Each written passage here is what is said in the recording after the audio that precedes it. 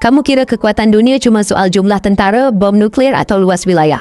Faktanya, ada negara-negara kecil yang ukurannya bahkan lebih kecil dari Jakarta tapi diam-diam ngatur uang triliunan dolar, kendalikan jalur logistik dunia, jadi markas otak-otak teknologi, bahkan punya pengaruh politik dan spiritual yang bikin pemimpin dunia tunduk. Mereka nggak berisik, nggak cari panggung. Tapi diam-diam mereka yang pegang remote control dunia. Ini dia 10 negara mungil yang kekuatannya bisa bikin negara besar deg-degan. Kamu siap? Karena setelah nonton ini kamu bakal sadar. Yang kecil belum tentu lemah. Yang diam seringkali yang ngatur. Pertama, negara paling ditakuti tanpa perang Amerika punya ribuan bom nuklir. Cina punya pasukan yang kayak nggak ada habisnya. Tapi negara terkuat di dunia bukan dua-duanya. Negara ini nggak punya senjata canggih, populasinya kecil.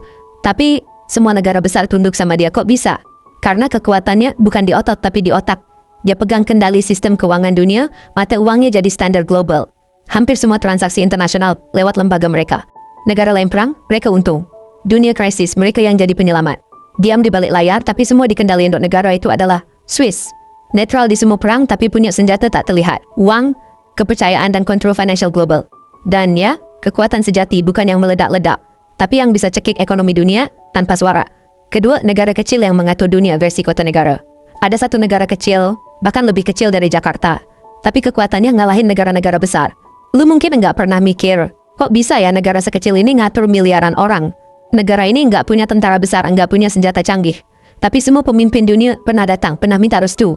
Bahkan ribuan tahun sebelum PBB lahir, tempat ini udah jadi pusat kekuasaan global dia secara spiritual dan politik. Disinilah banyak keputusan penting dibuat. Di sini juga banyak rahasia dunia disimpan. Negara itu adalah Vatikan. Lu pikir cuma tempat ibadah? Nyatanya Vatikan punya intel sendiri, punya pengaruh politik, bahkan punya aset di bank-bank terbesar dunia. Negara sekecil 44 hektar, tapi bisikannya bisa mengguncang dunia. Ketiga, negara kecil, tapi nggak main-main, Singapura. Negara ini kecil banget, lu bisa kelilingin satu negaranya dalam sehari. Tapi jangan salah, setiap kapal gede di dunia harus permisi sama dia. Singapura cuma supil di peta, tapi punya posisi strategis paling mahal di dunia, di tengah jalur perdagangan internasional. Setiap tahun ribuan kapal tanker, kontainer, dan barang bernilai triliunan dolar lewat sini. Dan tahu nggak kalau Singapura ngambek, banyak negara bisa langsung lumpuh logistiknya. Dia nggak punya sumber daya alam, tapi dia jadi kaya raya karena satu hal, ngatur arus barang dan uang dunia. Dari pelabuhan, perbankan, sampai teknologi, semuanya efisien, cepat, dan dihormati. Negara kecil yang main catur di meja para raksasa. Keempat, negara padang pasir yang ngatur energi dunia, Qatar. Negara ini cuma segede provinsi Banten, tapi uangnya bisa bikin negara-negara besar geleng-geleng. Lu tahu Qatar? Negara kecil di tengah gurun ini punya salah satu cadangan gas alam terbesar di planet bumi. Dan gas ini bukan sembarang gas, ini bahan bakar utama buat listrik, industri, bahkan pemanas rumah di Eropa. Jadi pas negara-negara barat ribut sama Rusia dan krisis energi, Qatar yang duduk santai sambil naikin harga. Nggak heran ekonomi Qatar meledak. Warganya jadi salah satu yang paling tajir di dunia. Bahkan Piala Dunia 2022 pun mereka beli, bangun stadion dari gurun, dari hamparan pasir, jadi kerajaan energi global. Negara kecil, iya. Tapi main powernya bikin dunia ikut aturan mereka. Kelima, negara kecil, tapi jadi dompetnya Eropa, Luxembourg. Negara ini kecil banget, bahkan lebih kecil dari Jakarta. Tapi jangan ketipu ukurannya. Karena dia ini kayak dompet rahasia para konglomerat dunia, namanya Luxembourg. Populasi cuma 600 ribuan. Tapi punya salah satu GDP per kapita tertinggi di dunia. Kok bisa sekaya itu? Karena dia jadi markas investasi dari ribuan perusahaan dan bank-bank top dunia. Pajaknya rendah, aturannya longgar, dan perlindungan rahasia keuangan. Banyak duit ngumpet rapi di sini. Bahkan Uni Eropa aja punya banyak kantor penting di negara ini. Negara kecil tapi ngatur aliran uang di balik layar. Mau cari kekuasaan diam-diam? Lihat siapa yang pegang data keuangan. Ke-6, negara kecil yang nolak bayar. Utang dunia, Islandia. Negara ini kecil, populasinya cuma sekitar 300 ribuan, tapi pernah bikin para bankir dunia deg-degan. Tahun 2008, dunia lagi krisis ekonomi. Bank-bank di Islandia kolaps, utang miliaran dolar. Negara lain pilih bailout pakai uang rakyat, tapi Islandia? Mereka bilang, ngapain rakyat yang bayar? Ini salah bank, biarin aja mereka bangkrut. Gokilnya lagi, mereka tangkap para eksekutif bank yang terbukti curang. Bahkan nolak bayar utang ke investor luar yang nuntut. Dunia shock, Eropa marah. Tapi tahu apa yang terjadi? Beberapa tahun kemudian ekonomi Islandia pulih lebih cepat dari negara lain. Ketujuh, negara mini, tapi uangnya gede gila, Liechtenstein. Bayangin ada negara yang lebih kecil dari kota Bekasi, tapi warganya bisa dibilang salah satu yang paling tajir di dunia. Namanya Liechtenstein.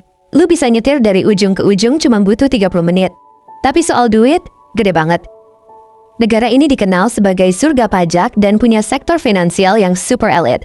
Banyak perusahaan multinasional naruh kantor di sini buat satu alasan, potong pajak, lindungi aset.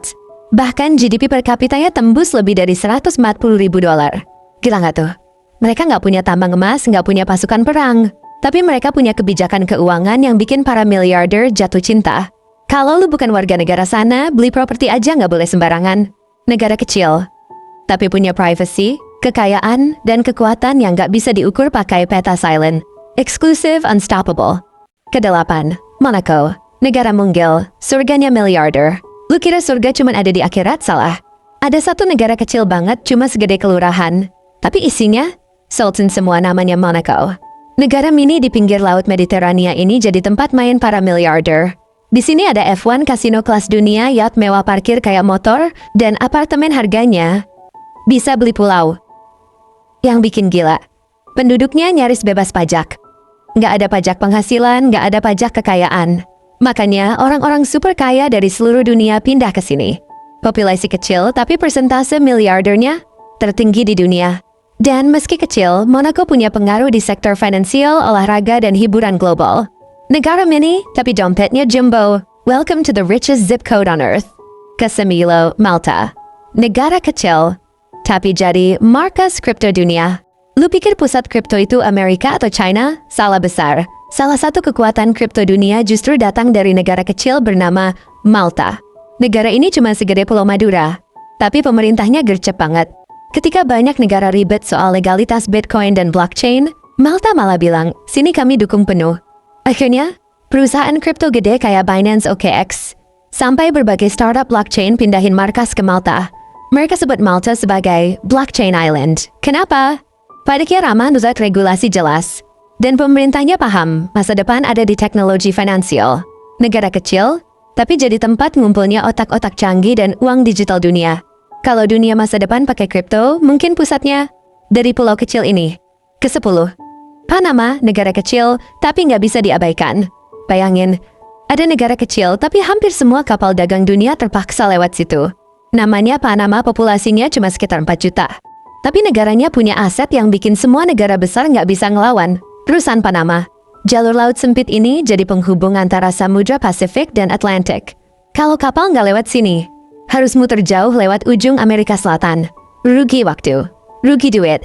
Hasilnya, ratusan miliar dolar transaksi lewat Panama tiap tahun. Dan tahu nggak, Panama bisa ngatur siapa yang lewat, berapa biayanya, dan kapan boleh masuk. Negara kecil, tapi megang pintu logistik global. Kalau logistik dunia itu game besar, Panama adalah penjaga gerbangnya. Jadi sekarang lo tahu, kekuatan dunia nggak selalu datang dari negara besar. Kadang justru yang kecil, yang diam-diam ngatur permainan. Negara mana yang paling mind-blowing menurut lo? Drop pendapat lu di komentar. Dan kalau lu suka konten kayak gini, AI, fakta unik, out of the box, dan bikin mikir, jangan lupa subscribe dan share ke teman lu, karena masih banyak cerita dunia yang nggak pernah lu baca di buku sejarah.